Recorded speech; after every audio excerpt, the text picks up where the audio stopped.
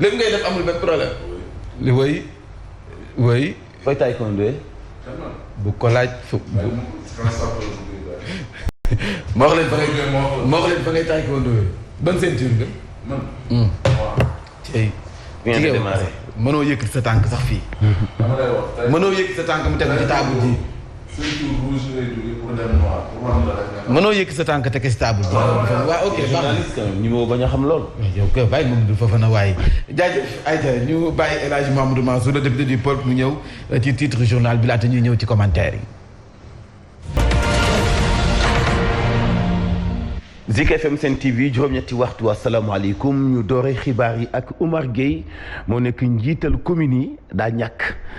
ci dëkkam xol ba daal di xaw a kii mënu koo supporter daal nee na ni ñu ma gañee du noona xam naa ku jiite nag ñu sàcc la moom dana xaw a doy waar nee na waaye Pape Sow moom ma ko gañee ci Sangalkam ni ko waxi caaxaan la rek ndax mënoo fexe ba xañ ñi suñu ndam li nga xam ni commission départementale moo ko recensé ba dëggal ko gañe nañu la muñal gëm sa bopp itam wala non goñ ci animateur bénévole yi nga xam ni arabe la ñuy jàngale ci case de tout petit dañoo jàpp ni directrice bu case de tout petit da leen a ñàkkal fayda ci anam goo xam ni teguwul fenn plan d'action incha allah lañu fas yéene nam nga xam le ni ku leen cof ñu wadd am na yoo xam ne daal jaaduwul. sport dinañ ci ànd ak Baye Ma Anta Mboup ku ne xam ne la ci gën a fees ndamal gaynde yi qualifié demi-finale ak nañu bàccale Guinée équatoriale nekk démb ci ngoon yéen kay la ñu koy ndax keppe ak Mantoulaye ci bundooy faram fàcce gi ak Mame Mbaye Ndiaye. Voici Trafic News. jaajëf Trafic News Pape Aba Diatta la ñuy àndal ci mbedd mi année foo tollu Aba. Voilà, merci beaucoup. La suite du trafic se poursuit sur Zik FM et sur la Sen TV. Nous sommes passés par la VDN. Vous faites sur la route des Parcelles Assainies. Beaucoup de ralentissement. C'est dû aux travaux du BRT. Moi, les xaar foofu day déviation dul jeex. Ensuite, ñu defee cap ci échangeur bu Grand Médine mën nga progresser au téléphone. Foofu la ñu bàyyi ko VDN bëgg a progresser ak boobu lay jëm échangeur bu Sénégal Japon. Des ralentissements vous attendent à ce niveau. Même bu ngeen ko dépassé bëgg a progresser au téléphone Saint-Lazare. Su ko defee aussi mën nga bàyyi ko foofu lay jël 2 voies liberté si yaa ngi jëm fi nga xam ne ci rond-point bi là-bas aussi il y a certains ralentissements mooy mën nga progresser booy jubee intersection bi ak rond-point bi rek moo am ay ralentissement yéen ñi jëm boulangerie jaune foofu la am na ay déviation toujours travaux su ko defee aussi axe boobu lay jëm si mën na nekk d'autres aussi mën nañ jël avenue Fass Benno Aziz jëne jëm fi nga xam mooy Cité des Eaux jaare ko xaar yàlla foofu lay pas de souci mais du côté de la Cité des Eaux jëm du côté de Castor des ralentissements ñoo la fay xaaree Mame Mbaye Ndiaye. C'était Trafic News. jaajëf Aba Diatta ci kanam ñu lambaat la laata ñu yëkkati bi la jotaay xibaar yi nag dañu koy door ak ñaxtuk ña nga xam ne dañuy jàngale arab ci case des tout petits nee nañu nag xajax seen nga ñu ne mekku ci liggéey ba loole ci boppam la ñu xam ne kon mën tëwee kañ sa joxoñ baaraam moo du njiital case des tout petits ndax nee nañu ci boppam dafay rek favoriser ñenn ña ñoom jàngalekatu arab yi teguñu leen fenn te loolee nag dafay dakk mbéjum kanam la te ñoom ñoo koy fajal seen bopp teg nañu si table jak plan d'action ngir xeex lu nu mel Mor Sarr yor seen kaddu ñu teewlu ko Xalin Badara Sonko. mais ba président Macky Sall ñëw mu ne day xool ñi nga xam ne ñu nekkoon ci case des tout-petits ñu def seen plan de carrière ñu njëkk ñëw jël benn groupe jël 416 bi ñu leen jëlee ñu ne wëññi boo gis dana dalee si benn kon xaj na bu ñëwaat ñu ñëw ci ñun ñu ñëwaat jël 200 personnes bàyyi ñi fi ñëwaat jël 300 personnes bàyyi ñi fi ba bii ñu laajte mais lu xew lu tax ñun ñuy jël suñu nawle yi nga xam ne ñun ak ñoom ñoo bokk liggéey bi ñun ñu bàyyi ñi fi bu ñu xamee ne coow li dina jóg ñu ne ñu kon ñëw leen ngeen indi seen liste yi ñu dem déposé liste yi dem Dakar agence nationale des cases des tout-petits teg ci tànkam bi ñu demee bu mois de août mu publier liste français bi bàyyi arabe bi ñu laajoo lu xew ñu ne arrêté ministériel boo xam ne français yi la concerné mais arabe yi bokku ci ñu ne laaj mais lan moo tax ñun ak ñii ñu bokk benn liggéey bokk fu ñuy xëy bokk fu ñuy gontu mais li nga xam ne moo ci njëriñ ñoom lañ ko jox ñun ñu téye ñu ne loolu mënul nekk bi ñu demee ba ma ngoog El Hadj jàngalekat yi arab yi si case des tout-petits nee na xajax seen bi ñu nemmeeku ci jàngalekat yi ñu loolu si boppam moo mënta wëy xajax seen moom ci gouvernement bu Sénégal diggante ñi jàngi xam-xam kàllaamay arab ak ñi jàngi xam-xam kàllaamay nasaraan far làqu gi ak wata taxas genn wet gi moom moog histoire gouvernement bu Sénégal ñu ànd quand même musuñoo jox benn yoon ñi jàng arab gëdd mais ñi jàng arab itam ci ñoom lay des ñu jël seen li leen yoon may ñu jël seen chance jël seen fulla ak seen fayda man su ma amoon âge bii tey yàlla na tooma may ma war a jàngale du ma jàngale ci case de tout petit ubbi daara ne fi bu may dem di souffrir sax dinaa uti benn daara bu may jàngale ay xale ñuy wàcc bëccëg li may gañe mooy ëpp sama jaamu yàlla ci lay gën a nangoo ci lay gën a amee temps ci lay gën a mën percer ci yeneen yi nga xam bëgg naa ko def ci wàllu conférence yeeg wàllu yeneen ak yeneen xalaat pour gën a yaatal sama àll wa dañu leen di exploiter parce que gëmuñu leen parce que suñu gouvernement yi case politique gu case de tout petit déjà objectif bi bokk na ci wàññi façon gi ñuy dugale xale yi daara pour ñu jàng alxuraan avant ñu dugg ci l'école yi moo ci seen objectif lan moo teewoon ñu dooleel daara yi ci njëlbéen au moins doomu jullit bi mën a jàng tuuti ci alxuraan sax au moins soog a dem ci l'école yi te loolu moo nekkoon politique gu bépp way juru ndongo ci Sénégal malheureusement ñu ñëw instaurer seen case de tout petit yooyu nga xam ni doyul case de tout petit yi nga xamante ni bi qualité ba dañ koy kaas seen ay conditions ñu ngi koy kaas ña fa nekk sax assuré wuñu leen dañ leen a cof ba di leen wax ay bénévole muy liggéeyal te yàlla tax pour la may liggéeyal kenn te yàlla tax ñoom ñi doon kaas ni sama mbokk arabisants yi nii bénévole lañ leen tuddee pourquoi bénévole te ma liggéey jàng ba noppi war di liggéey di fayeeku war a teral sama famille ñu may woowee bénévole du ma ko defal kenn ci ñoom nag la des ñu xam valeur bi nga xam moom la ñuy jàng ñu xam ne làkk bi ñuy jàng yàlla daf ko préparer ay junni at soo ko wàcc ci wenn xeet wi jàpp ni ñoo gën ci kaw suuf mu wàcce ko ci kaw ki gën ci kaw suuf dugal ci li gën ci suuf muy alxuraan moom la ko wàccee c'est à eux maintenant de revoir xoolaat ñoom valeur bi leen yàlla jox ñu bañ a nekk fii nguur yi di leen exploiter ci anamu di leen woowee ay bénévole pour lan di leen di yow yaa jàng tubaab am nga certificat man ma jàng arabe am naa certificat nga jàng tubaab am nga BFM ma jàng arabe am naa BFM ñu indi wate taxas genn wet parce que nee nañu man làkk bi ma jàngee et pourtant mooy làkk bi gën a riche et pourtant moo ëpp alphabet et pourtant ci la yente bi wàcc ci la ñu wàcc alxuraan mais suñu nguur yi ñooy joxul ñi jàng arabe gëdd maam da ngay jàng ba yey si kii su ñuy wax jàngul la ñuy wax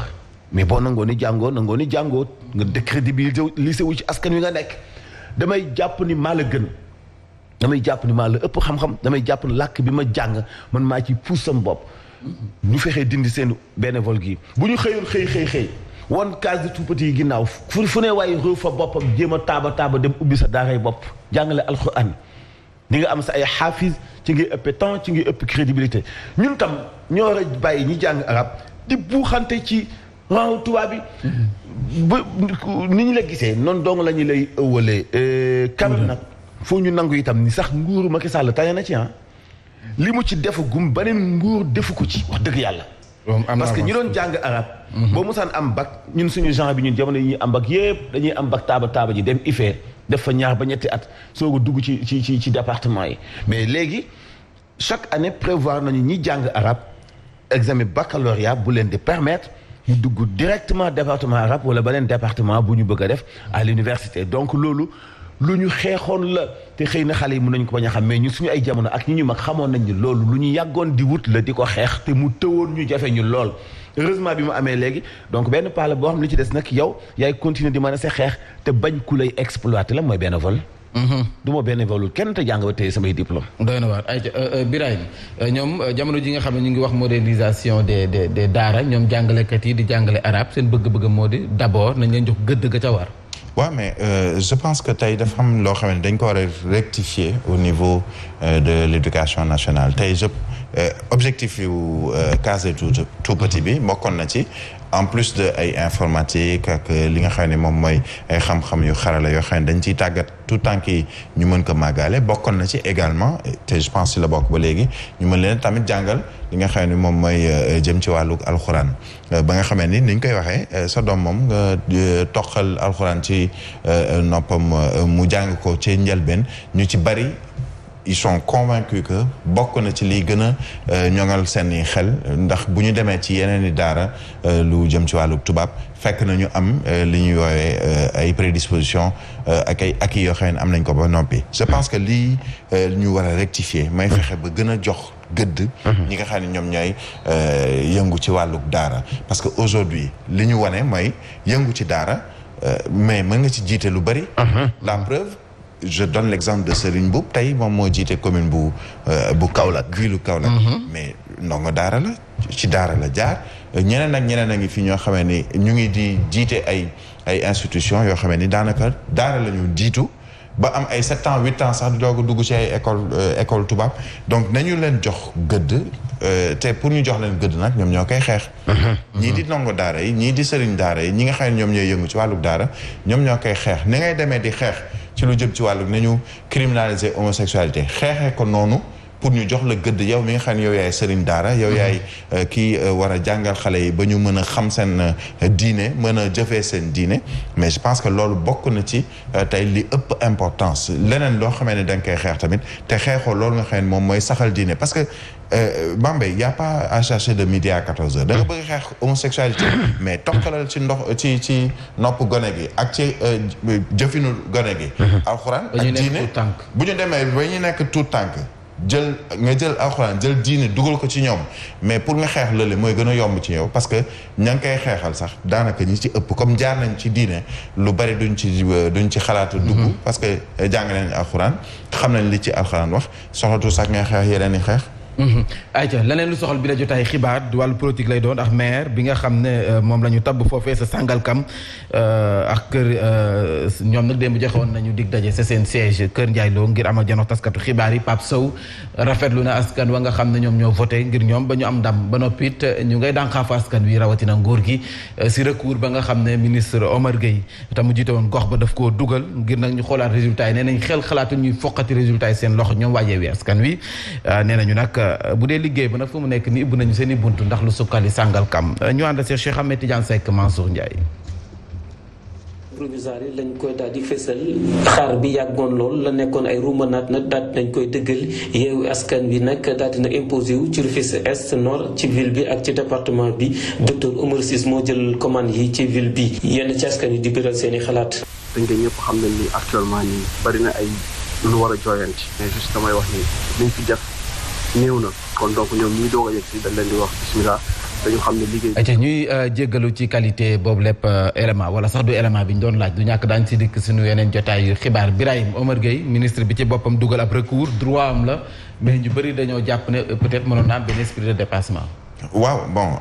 peut-être que bëgg ko am. peut-être que jàpp na ni ci li mu gis ak li mu jàngat li nga xam ne moom mooy am na sañ-sañu def li nga xam ne moom mooy recours xam nga lan moo paradoxal dans cette histoire-là. c'est que paradoxe bi mooy. benn moment c'est valable pour l'opposition comme pour le pouvoir avant élection yi le fichier n'est pas fiable. élection yi duñ ko amal ci anam bu baax mbir yi dina am benn parparloo bu ci am le ministre de l'intérieur mun organiser élection yi ñenn ñi ne non opposition bi ma ngay waajal defetam et cetera mais ba ñu demee ba ci cappaandaw gi ba ñu génn résultat yi déggoo kenn ci opposition bu ne ni mbir yi baaxul. déggoo fenn ñu ne la les élections ont été truquées ça veut dire que quand c'est bon pour nous c'est très bien ça a été bien organisé quand c'est pas bon ñu ne non des na mais nag li ñu ci paradoxal mooy que ça vienne du pouvoir et surtout koo xamee ni yow lañu ministre des collectivités territoriales waaw est-ce que yow jàpp nga ni mën nañoo sàcc sa kanam alors que yéen a organisé je ne le pense pas irrégularité nag du ñàkk ñu ne la fii peut-être am na 3 4 am na yu ñu war a xoolaat et cetera mu def c'est son droit mais je pense qu'il aurait dû avoir la posture de Idrissa Seck ñëpp xam nañu Thiès ak Idrissa Seck mais bu demee ba moom ci boppam mu nangu ni coole bari waaye sama ñi ma fa tegoon daan nañ leen est-ce que dina fa taxaw naan day wut ay recours il faut pas que ñu minimiser wala ñu gàkkal ci yenn gox yi la victoire de Yewwi Askan Wi ou la victoire de Gëm Sa Bopp ou la victoire de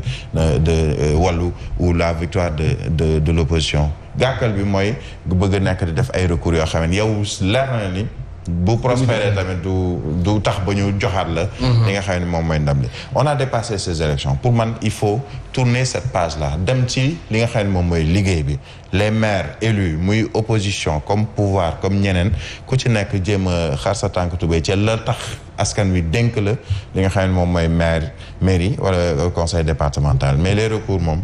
bon c'est son droit droit am la mais mën na ñàkk El Hadj le député du peuple ba njàngan ngay def ci recours ministre Omar Gueye bi xam nga booy dund ba yàgg sa mit dañ ci ñi nga doon àndal ñi nekkoon say booy am ñu la def mbagg nga tolloog ñoom nekkatoo mbët parce que kilifa mbët di tax mu doy waar mooy boo ko jiitoo mu ni dangaa bëgg a lekk li may lekk balaa may ëgsi boo tolloog moom mu ni da nga may dir mbagg boo nekkee ci ginnaaw mu ni yaa ngi jogg sama genn kenn mënta nekk kilifa mbët c'est-à-dire que mooy booy ànd ak ay nit ba yàgg ci ñi nga doon àndal am ñoo xam ne déggootu leen ba ñu ber seen yoonu bopp ba mujj nekk ay maire di doxal seen doxalin déjà sa doole mu ngi commencé wàññeeku nga dem ba yàgg ñi la waxoon yow dong la ñu am ni finalement amatuñu la yow dong am nañu ñeneen sa doole nga commencé wàññeeku nga dem ba finalement dëkk ba nga nekkoon pour ñu gis la dañuy mel ni kuy daw audience ñeenteel bi mujj gi ñun la bëggatuñu la dañoo doyal ci yow mais yaa xayti Mawlana bu ñu demee ba ñu doyal nga ci man xam nga loolu lu muy tekki maam ki nga àndal mu nekk ci pouvoir ñu fal la ci sa diiwaan kooku folleeku ci pouvoir ñu fal la sa diiwaan ñu teg leen ay sanctions ñu fal la sa diiwaan nga dem ba yéegaat nguur ñu fal la sa diiwaan ci nguur ga nga nekk nag soppeeku dab la ba ñu folli la boo gëmee yàlla doo dem ci recours nga nekk ministre boo xam moo yor lu jëm ci wàllu territorial ak Omar Gueye mi nga xam ne ñu ko doon dàkkantale yéen journalistes yi Omar Gueye Sangalkam ñëpp moo lañu ko doon wax Omar Gueye Sangalkam ñu battre Omar Gueye Sangalkam battre Idrissa Seck Thiès nga xam ni am na nouvelle donne nga xam ni yëf yi soppeeku na nga xam ni yëf yi changé na droit am la nag sénégalais la comme ñëpp mais ministre de la République ñu jënk la collectivité territoriale nga am commune bu ndaw bu mel ni Sangalkam nga jiite ko fu lu ëpp fukki at ak nangam daanaka nekk fa maire ba faw boo gëmee yàlla xam mënu fa nekk maire à vie nga nekk fa bokk ci élection benn xale bu ndaw génn ñëw gañe la non mënoon ngaa tàyyee dem di def ay recours parce que sa non seulement sa nguur jeex na mais da nga war a def autocritique nga ni man lan laa def bi ma mënul woon ñu fal ma bi ma dëkkee ci dëkk bi ñu fal ma tey sama man yokk sama am yokk ma jiite li ñuy xëccoo lépp ñu folli ma lan laa def donc da ngay taxaw ci seetu xool sa bopp seetal sa bopp lan laa def ba ñu folli ma loolu moo ëpp solo parce que waa Benno Bokk Yaakaar bañu ñu jàmm bëgguñoo taal réew mi bëgguñu fitna ba yegg ci di jëlaat Sangalkam di ko jox Omar Gueye pardon quoi ñoo ko ñaan pardon vraiment nañu bàyyi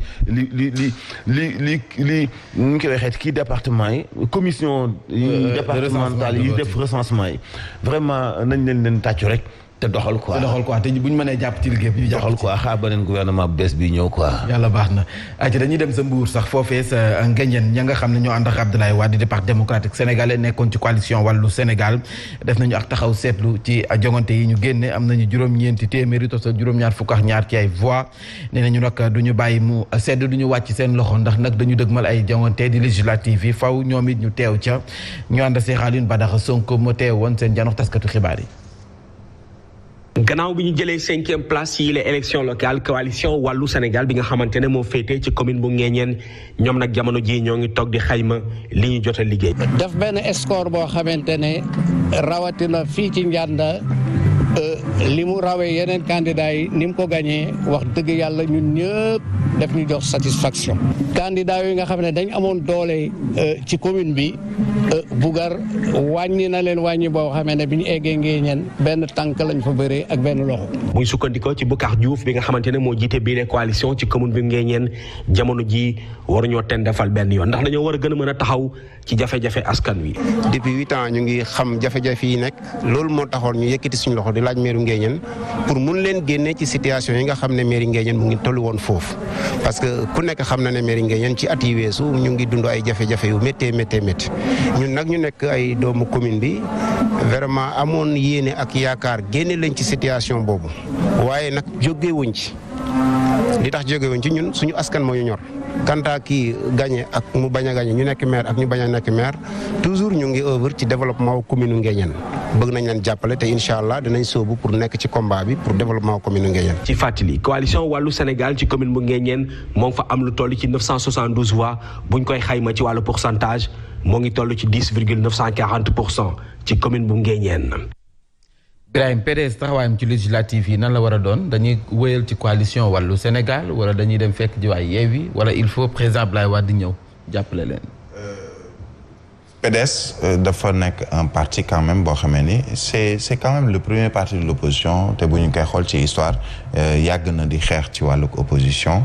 ci su ma ko waxee premier parti mooy en termes de longévité ak naissance am moom Parti démocratique sénégalais c'est pas forcé ñu war a xaar Ablaye Wade mais il est forcé que PDS comme Benno comme Gëm Sa Bopp comme Wallu comme Yewwi Askan Wi ñu xool def càmbar résultat yi nga xam ne am nañ ko ci élection législative yi pour jéem a am le maximum ci élection ci plutôt élection territoriale yi pour jéem a am le maximum ci élection législative yi ay partis politiques lañu dañuy xool càmbar defaraat seen bopp fa ñu ñàkk wala la tax ñu ñàkk ko ñu saytu ko càmbar ko ba bu ñuy dem ci yeneen élection ñu xool ndegam dañuy dellu ñoom kenn est-ce que dañuy am ay alliance ak ñi nga xam ne ñoom ñoo fi nekk parce que y a pas que Yewwi ou Wallu ou Gëm Sa Bopp am na ñoo xam ne ni personne nañu tamit beneen bu dee benn wala ñaari maire yu ñu am ñooñu di nga dem defi li ñuy wooyee di nga leen a bu dee ci wàllu tubaab la ñuy leur faire les yeux doux leur faire la cour di nga leen doxaan pour ñu ñëw ci yow am na ay gox yu bees am na yeneen i coalition yu fi juddu ci élection territoriale yi donc parti politique yëpp xam lu muy doon dinañu course pour dem seeti am na ñoo xam ne ay frustré lañu yu bokk ci Benno Bokk Yaakaar am na ay frustré yoo xam ne ñu ngi ci Yewwi Askan Wi am na ay frustré yu nekk ci Gëm Sa Bopp donc tous les partis politiques et toutes les coalitions ku ci nekk di nga def le maximum pour avoir le maximum également ci électorat yi ñu jëm ci wàlluk élection législative yi mais la grosse interrogation aujourd'hui mooy est-ce que ces élections se tiendront à date je ne le pense pas Mansour mu ngi koy junj sànq mu ngi koy wax dafa am benn cursus wala benn processus boo xamee ni ci la ñu war a dem processus boobu est-ce que dina aboutir pour ñu mën a def ay élection ci mois de juin je ne le pense pas je pense que expert électoral yëpp wax nañ ko mais il n'empêche que parti politique yi ñoom du ñu xaar loolu ñu ngi commencé seen liggéey ça ce qui est sûr mooy ku ci nekk di def conférence de presse ku ci nekk di woote ci say état-major pour discuter un peu des résultats de ces élections parce que perspective bi mooy nañu defaraat seen bopp pour jëm ci élection législative yi mais il faut pas tuer le Parti démocratique sénégalais aja Parti démocratique sénégalais bu fekkee élection législative yi am nan la war a taxawee El Hadj bon comme nañu taxawee woon ci législative yi la jiitu fexe am ay députés à l'Assemblée nationale fexe am groupe parlementaire parce que bul fàtte ni seen ñàkk bokk ci élection présidentielle yi wàññi woon na leen mais li ñu demaat ci législative yi xaw na leen dimbali ak li ñu dabaatal am benn groupe parlementaire mais ak kan ak yenn coalition la ñu àndaloon wala yenn parti politique ñoo leen rejoindre ci biir assemblée nationale ba permettre leen ñu am groupe parlementaire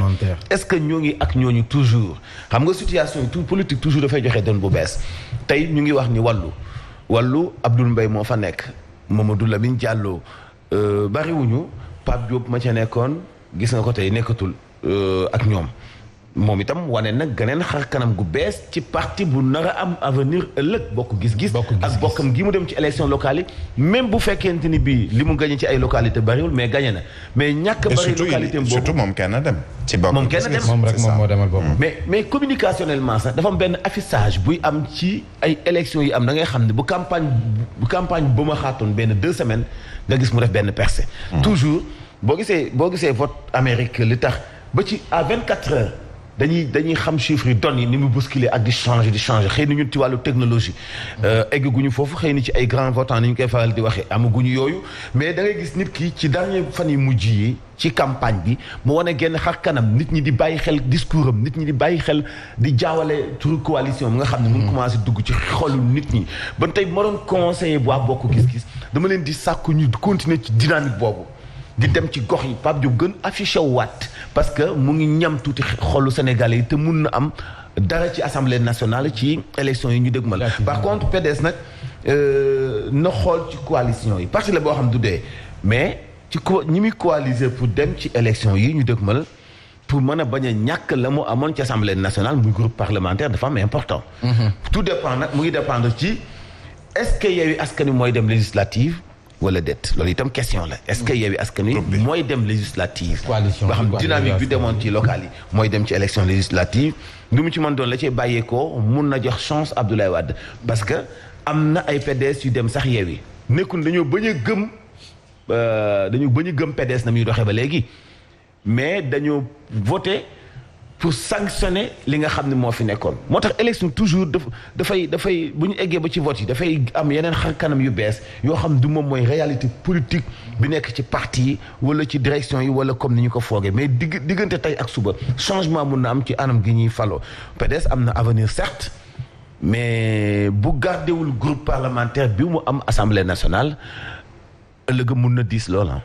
mën na gis lool acca dañuy doxantu ba sa ginnaaw raay nord maire ba nga xam ne moom moo fa falu yees moom nag ubbi na ay loxoom sàkku ci waay politique yi ñu joxonte loxo ngir nag lu soppi xarkanu commune ba Valdiodio Ndiaye lay wuyoo nee na coopération décentralisée sa lay misé ngir nag mën a am ay koppar yu tax mu matale liggéeyam te liggéey ba nag la ca gën a fës bokk na ci wàllum inondation bi di mbënd mi loolee bokk na ci difficulté yi nga xam ne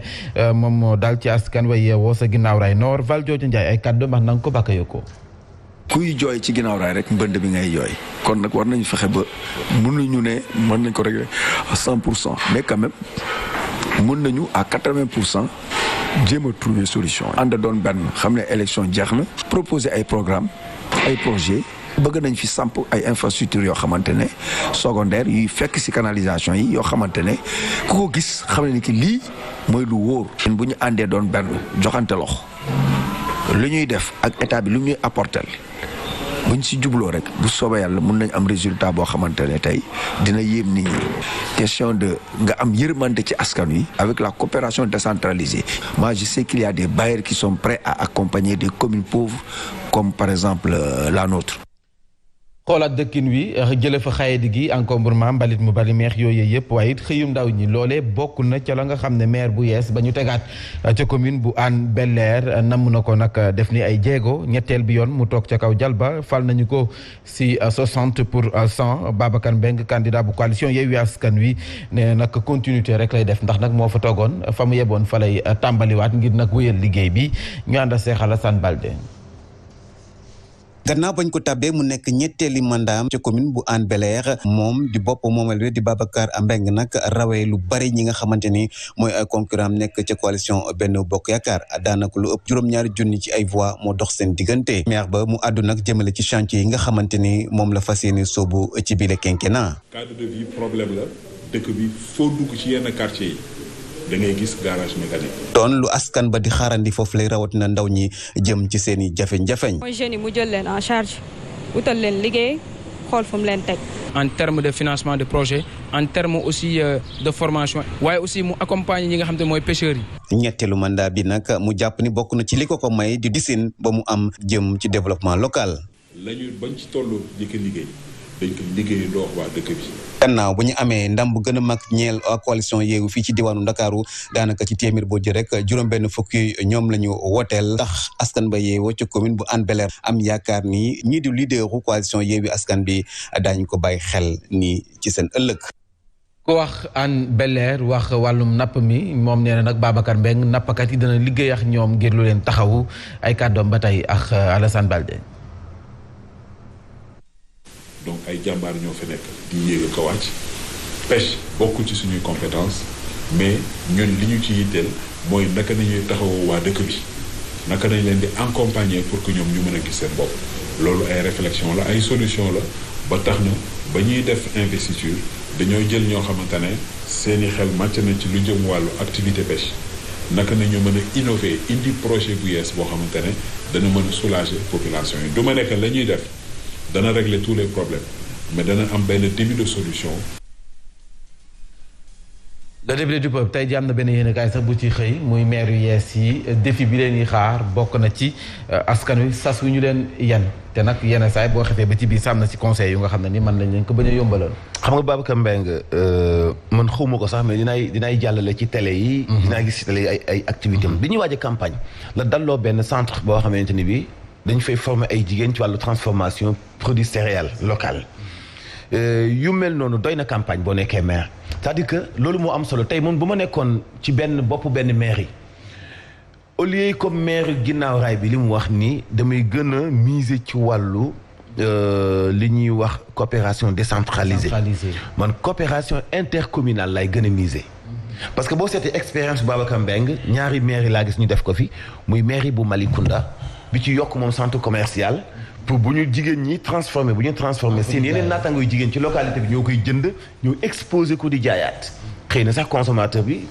yi mën nañoo bañ a génn ci département bi gis na développement boobu nga xam dafay wër ci diggante Babacar Mbengue moo fi def lu mel noonu donc man su ma nekkoon maire damay jéem a tenter yooyu expérience xool nu may juboo ak sama ay jigéen ñi nga xam ñooy électorat sax bu mag bi fexe ba ñu am métier di leen jàppandalal ñuy dem ci ay foire di leen jàppandalal ñuy jaay sa commune yow sa localité yiy affiché waale ci étiquette yi nga xam ci la ñuy def emballage yu la ñuy jaay xam nga Hann Bel-Air bayewuñu fa dugub bayewuñu fa mboq mais bu ñu nee ba am seen marque bopp da nga xam ni am na ku ne seen ginnaaw ci wàllu investissement te gis nga politique na Sénégal politique collectivité territoriale maam faaw ñu gën a miser ci li ñuy wax coopération intercommunale tey bu fekkee dañuy li ñuy wax coopération décentralisée dañu am benn partenariat ak benn dëkk bu nekk France ñu war fa dem jumelé ji ak ñoom wala dem négocier ji fa ak benn marché balaa muy lijjanti sama visa sama ay déplacement 5 personnes yi may àndal ku nekk am visa om ñu war a dem dagg suñu billet d'avion suñu dëkk foofu hôtel soo ko négocier loo xamante ni bii xëy na en retour duñu sax indili ci wàllu matériel lu passé 20 millions alors que ñu dépensé nañu déjà lu ëpp 20 millions ci suñu waajtaayu tukki suñu visa suñu hôtel dem beeg dikk bi ak suñu ay frais d'émission donc souvent coopération décentralisée mun na baax mais mun na coûter ci mairie bi loo xam ne du ko ci gañewaat mais pourquoi pas ñu tàmmal suñu bopp li ñuy wax coopération intercommunale commune bi lii mu am man awma ko dinaa fa dem jàngi expérience commune bi lii mu am awma ko ci ay potentialité dinaa dem jéem a xool man par exemple commune bu yoo xamante ni dañ fay bay comme bu Hann Bel-Air bi di def ay produits pourquoi pas mu dem fu mel ni Ngaye wala mu dem commune bu Fongolimbi ut fa benn espace ca marché ba proposer fa produit yoo xamante ni commune bu Hann Bel-Air moom moo koy exposé ci commune bu Mbambilor wala commune bu Sangalkam wala commune bu Kaolack gis nga connexion bi am ci diggante communes yi jàppalante boobu mu nekk loo xam maire ak maire ñoo koy waxtaane jubóo ji ci ay cadre ak conseil municipal yi mais bu fekkente ni bii maire bu Kaolack Serigne Boubou dafa def ay réalisation yu ñëpp gis te maire bi nekk Sangalkam wala maire bu nekk Sandiara am na rëyte dem jéem a coopérer ak kooku jël ci expérience am def coopération ak moom kon ban commune ngay naw Sénégal te fi nekk mënoo xam ban commune moo développé ak bu développé wul dañuy xool tuuti ci ay quelques réalisations yu ay maire def mais bu weesoo loolu xamoo njëriñu communes yi mënuñu am juróomi téeméer nangam ci ay commune te ba léegi gisoo fi benn jumelage bu am entre commune ak commune wala coopération diggante commune ak commune Babacar Mbengue réalisation yu am solo la def yoo xam pratiquement doyoon na ko campagne Bamba Fall la même chose am na ay maires yoo xam ne dañu assuré woon seen faluwaat balaa ñu ciy egg parce que réalisation mooy li ko sabab man na su ma nekkee maire te jotuma woon am chance def réalisation yooyu dinaa ñëw jigéen la ni la lii nan nga ko defee ak ñii fan moo nekk sa secret lan moo nekk sa yoon loolu mooy indi jigéeyantoo boo xam dina permettre ba dem commune mu dimbali mais comme commune Guinaw Rail bi yow déjà say waa dëkk amuñu fu ñu jaar ndax ay ndox ay poto nga tëb après ciblé coopération décentralisée mais ci ay partenaires étrangers yoo xam ne à l'étranger la ñuy jógee dafay daal di xaw a tey xel parce que déjà day commencé coûter sa commune loo xamante ni bii yan la boo xam ni man li ma koy conseillé mooy mu xoolaat ci wàllu li ñuy wax coopération intercommunale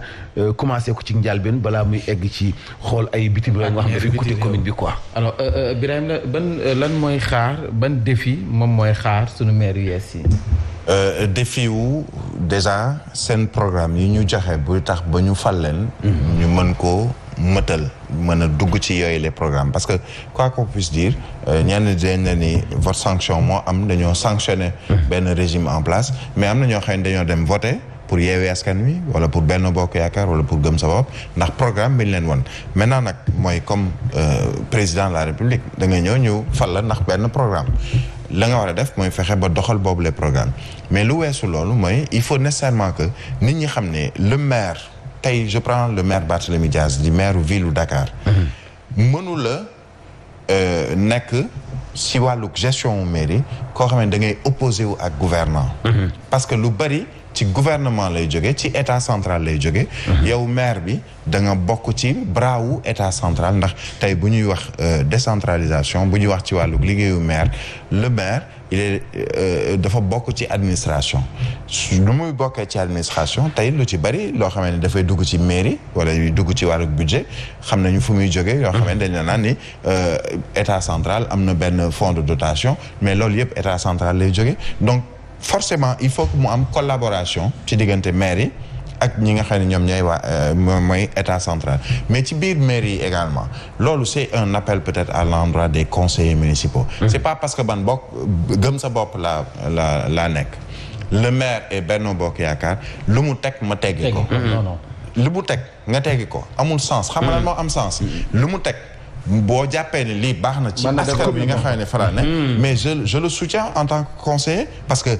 mais xëccoo bi ñu nar a xëccoo parce que on sent déjà que dina am xëccoo nañ def ni Ablaye Wade defoon nag Macky Sall donte peut-être li ñu naan naar fayul naar bi xorom moom certains le disent mais ba muy jël lengay di ko jox Macky Sall en tant que président de la République il a dit à ses affidés à ses proches kii bàyyi leen ko mu liggéey parce que coow li mooy maire bi bu liggéeyee c'est pour les populations conseillers municipaux yi nekk ci biir mairie bi bu ñu bokkee opposition wala ñu bokk pouvoir di indi ay ndëgg sërëx ci ki nga xam ne moom mooy maire bi bu lajjite amee mais ils sont comptables également de sa gestion bu nit ñi jàpp ne non je suis de Benno Bokk Yaakaar Barthélémy Diaz Yewwi Askan Wi moom moo gagné ville bi bu dee na ngeen def sax ma xuloo kook moom en tant que conseiller municipal tu es comptable de la gestion du maire mu nekk opposition mu nekk pouvoir mën nga nag li ñu naan saytu parce que tu es conseiller di nga xool ndax kii li mu bëgg a def baax na wala baaxul mais bu baaxee nga la waay bàyyi kook baaxam boobu nga ànd ci ak moom parce que li ci ëpp importance mooy la ngay liggéey ci biir mairie bi muy maire bi di ay conseillers municipaux c'est pour les populations yi nga xam ne yow yaa leen jiite mais xeex beeg xuloo bi vraiment passé nañu élection territoriale yi donte am na ay recours ak yooyu nañ jublu ci liggéey bi jaajëf Birahim ñu bàyyi la nga dem rédaction aywa ba ci kanam incha allah El Hadj laata ngay dem suñu gaynde démb ñu gagné de waaw dañu gagné de non dañoo football démb wane nañu dañoo football coach bi dafa football Aliou Cissé dafa football wax dëgg yàlla dañu ñoom ñëpp kenn ku nekk wane nga ni nii ngay def pour gagner match football doo taxaw di seetaan quoi da ngay am xadaar tuuti quoi vraiment félicitations yàlla bu leen cet dogale ñu war a jàkkaarloo Burkina Faso du yóbbu non compétition la rek waaw mais du metti buñ ko gëmee du metti suñu équipe bi buñ ko gëmee am détermination yàlla jàpp lañu ku ñu dajal du metti yàlla baax na waaw yàlla defal ñu ndam jaajëf le député du peuple rendez-vous kon ci tout à l'heure ci tës mais man tey maa ngi doon xaar Alaaji le premier la waxoon suba maa ngi ko doon xaar de le suba la waxoon de suba mooy le premier waaw le premier dana woon le grand retour le premier dinaa déggante moom ci kanam woo ko nekk suba nag amul dama doon football démb amul dama doon kii de amul dama war a dem mairie ba déedéet léegi na ñëw ba pare mairie ba moom faak mu dem nag waaw mais na xëy si ba pare doog a dem parce que man mii sax mairie ba laay xëy yow mairie ba Chimère mairie ba Mantulaay mairie ba mais foog ñu jàppale ko ci liggéey bi kay xam nga Ahmed moom nee naa ko moom say sànni xew mucc na ci man moom duma la sànni xew. dama koy jàppale ko bu yeboo moom ku mu neex nga bañ a xulóog moom ndax xulóog moom laay faral. tout court surtout ma cherché wu ma 12 heures 14 heures. laaj ma ko tooñ. damay dóor ba noppi soog a laaj ko tooñ. moom bu yeboo kenn bañ a jàppante. sama mbokk bi dañ naan alab seexam. alab seex la donc alab seexam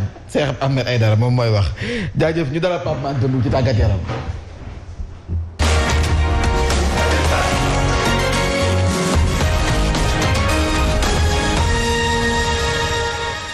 borom jam si Cheikh Dougar maa ngi laa nuyu. maa ngi laa fay monsieur le maire. na ngay tey alhamdulilah. baa lépp jàmm. waaw ñu ngi sant yàlla bu baax ay mbégte nga andi di reeree yu mag ndax da ngeen gagné démb. waaw mais xam nga rek tamit comme tamit on est des supporters yoo xam ne. dañoo sas si équipe bi comme ni ko Sénégal bi defee moo tax bu ñu gisee yenn tamit taxawaay yi dañ ci nag gën a ñaaxat équipe bi rek ndax xam na ne Sénégalais daal nañ jàpp ne ñu ngi seen ginnaaw bu baax a baax. yàlla baax na foofee sax la ñu koy tàmbali Sénégal éliminé na kon Guinée équatoriale Aliou Cissé jàll na demi-finale. waaw jàll na demi-finale kon nag ni ki démb la nag lépp leer ci kanamu ñi di waa Guinée équatoriale gannaaw nag ba Sénégal amee ndam lu yaa ñetti ball ci benn Aliou Cissé nag def coaching bu am solo sax ndaxte soo xoolee tey démb ñu mu dugal muy Cheikhou Kouyaté ak kii di Ismaïla Sarr ñoom nag ñoo permettre sax Sénégal mujjee am ndam ci kaw ñii di waa Guinée équatoriale en tout cas attaquant Watford bi yi nga xam ne Sénégal nag xeexoon na bu baax ngir nag récupérer ko gannaaw ab gaañu bu mu amoon wane na ne nag bokk na ci cadre équipe nationale bi ñu dem ca foofu ca Yaoundé fekki fa Soxna Fall. mu blessé ci ndoxteelu CAN bi ak léegi Ismaïla Sarr ci banc bi la daal di commencé kaanam waaye dafa dugg rek bokk ci ñi libéré Sénégal Aliou Cissé tam coaching bi mu def daal di porter ses fruits. ñëw montali rek parce que équipe de 11 rek. Ouais, je pense que ça se justifie parce que on a eu pas mal de soucis au début, mais bon, je pense que ça fait partie du football. Maintenant, on a récupéré tout le monde, donc comme vous le dites, on est en train de monter en puissance, tant mieux pour le Sénégal, donc on va essayer de continuer ici. Comment vous sentez-vous? Ouais, le champion. Je suis en lion. mu di mission bu accompli ci Sénégal naam waa Guinée. jaajëf soxna Fall sa bafu sam ak équipe ba fa nekk Sadia bi bu ko Pape Moussa ñu def liggéey ba am solo. macha allah franchement dañu gis ay gaynde yu ànd ak xadaar ngir dem ba mu jeex. waaw loolu sax daanaka Aliou Cissé sax rafetlu na ko bu baax a baax gis na nag taxawaay équipe nationale bi am na solo loolu ndaxte démb tamit Nampalys Mendy wane na ko ndaxte moom mi la ñu nag tabb homme du match Sadio Mané di fàttali nag ñoom seen taxawaay foofu ci Cameroun mooy jël coupe d'Afrique bi